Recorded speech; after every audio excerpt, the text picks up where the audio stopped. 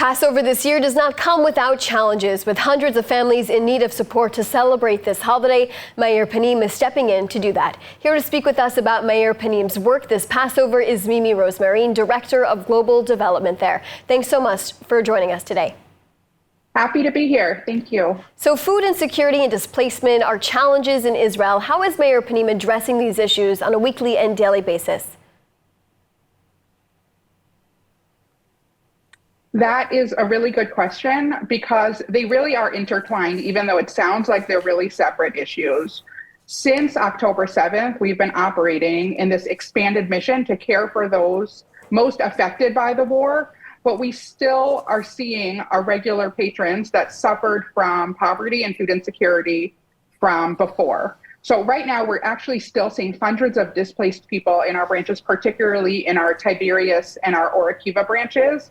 And we've helped hundreds of families, both temporarily and what's turning into permanently, find homes, apartments, even register their kids from school. And then what we're best known for is provide a helping hand by providing meals. And of course, anything that anyone most affected by the war is facing, we want to help them, but we still remain committed to our core mission of helping people that face food insecurity all year round. Now, with Passover coming up, what special preparations is Meir Panim making to ensure that no one is left behind? Passover is the most important holiday of the year for Meir Panim, and I think for Jewish people and people around the world, because it's really the holiday where we think about our change from slaves to people that are free, when we're particularly sensitive to make sure that everyone has somewhere to go. And that's why in Meir Panim we run a true three-pronged effect, a three-pronged process for helping people have a Chag Sameach, a happy holiday for Passover. That includes Seder night meals in our branches where possible. It includes grocery shopping carts so people can buy things. It's a quite expensive holiday.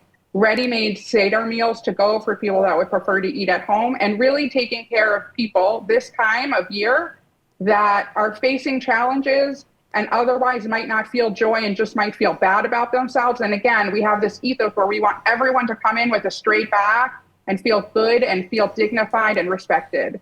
So this time of year, more than ever, our branch managers are working like crazy, simultaneously taking care of people that are in need each day, and also at the same time getting ready for Passover with two sides of the kitchen, one with Passover items and one with regular items, because we don't want to have even one day where our patrons don't feel like they can come and have relief at Meir Panim. And I think this year in particular, people are feeling hopeless after so long being in a state of war, and people are feeling frustrated that they're serving, and people in reserves and people in mandatory service.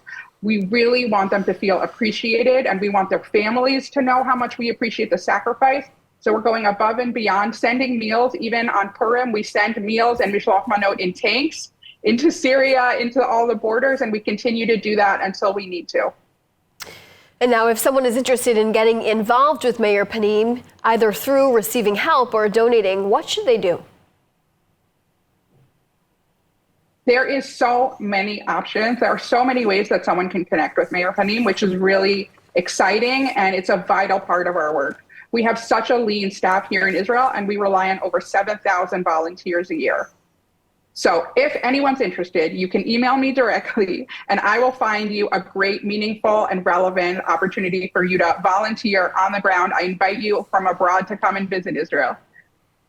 If you are coming from Israel, from abroad, and if you're abroad and you want to connect with our work in a different way, we appreciate any donation, any financial support that you can provide, because it enables us to do our work. 100% of the money we receive comes from private donations.